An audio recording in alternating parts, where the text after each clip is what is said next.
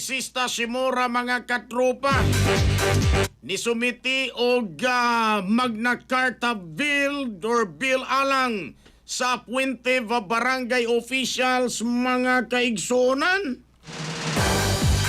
Unsa man niini, unsa man ning Magna Carta alas mga barangay officials mga higala. Imuon na ninyong regular employee.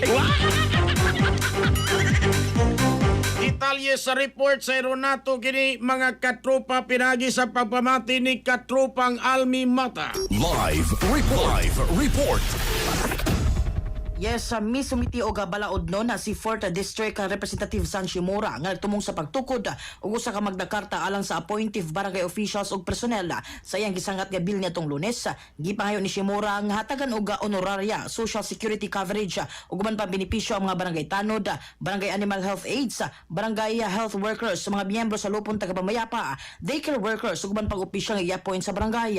Sumala sa explanatory note sa kongresista, ang barangay isip pinakagamay nga political unit may nagunang nga tigplano o tigpatuman sa mga polisiya, programa, proyekto kalihukan sa gobyerno sa komunidad. Gipasabot ni Shimura nga aron epektibong matuman ang maong mga papel, gikinahanglan ng serbisyo sa appointive barangay personnel sama sa tanod, baha, BHW, sa lupon tagapamayapa members, daycare workers, barangay record custodian, administrative aid, utility worker ug man pang opisyal nga natanyag og frontline services sa katawan.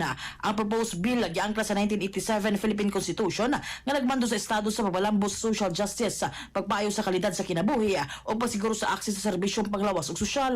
Matud pa ang lakang usa ka pamaagi aron ilhon og suportahan ang dakong papel sa mga appointive barangay officials sa pagmintinar sa maayo nga pangagamahanan, kahusay ug kaayuan sa komunidad.